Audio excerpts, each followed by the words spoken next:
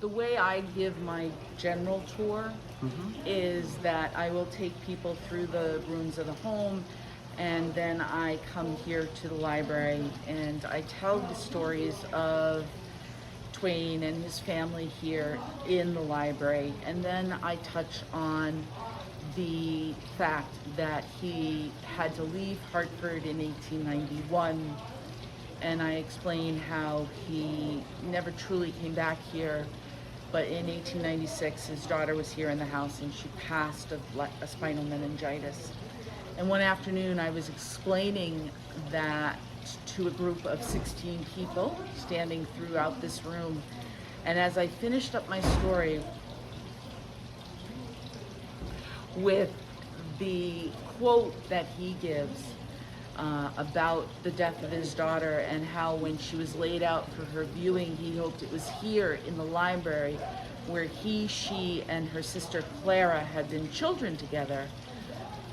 The group and I heard what can only be described as a tree trunk falling on the house. It was so loud, it was so abrupt, it was so jarring that we all jumped.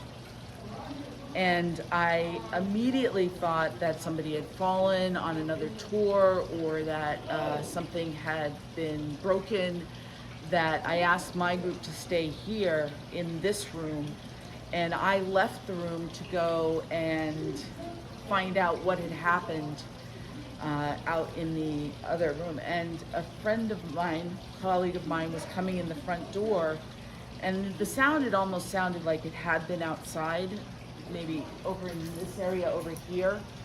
And I said, to Jason, I said, what was that noise? He hadn't heard it. None of his group had heard it.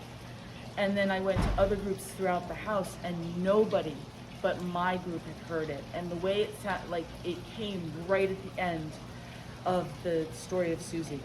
And it was in a period of the weather was sort of, it was twilight, it was gray, it was sort of just the perfect time for something spooky to happen.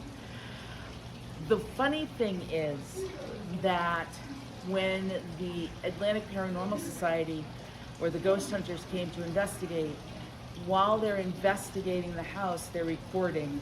And at one point during their first time here, they are recording, and suddenly there's this loud noise that is audible in the recording itself.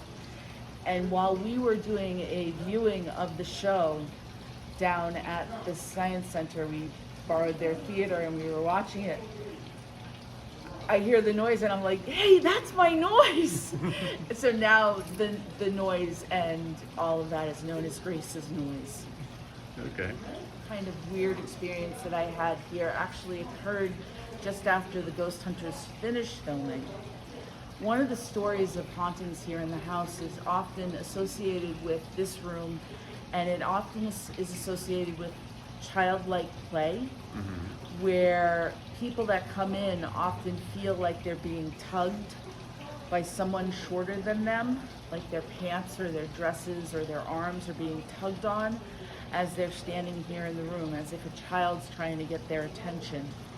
And at one point, just after the ghost hunters had first investigated this room, for 3 days straight, and that would be not necessarily in a row, but 3 days that I gave tours, because I wasn't working full time then, so I was giving tours every other day or something like that. Every time I came in this room with a group of women especially, something would tug on their arm or their wrist bracelet or something like that, and the bracelet or the watch itself would fall off their arm, and they'd be like, what's that? And then the bracelet would fall to the ground. It happened 3 times straight, and then it never happened again. So no explanation for that either. So here's a question for you. Sure. How does those experiences affect you when it comes to your working here and as a tour guide? Well, I've never felt scared here in the house.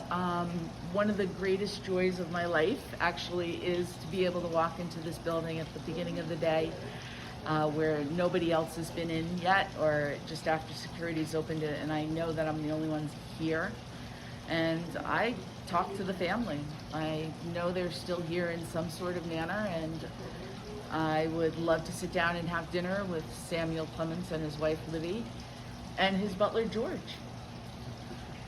Well, let's go step back. This is our offices now. Originally, our offices were in the visitor center, and that was in 2010. We were asked to move from the visitor center, and we chose this space for our offices. And every day I walk by this office, which is now Erin's office, but before it was where we stored a lot of curatorial objects and had plans and pieces of piping and things like that.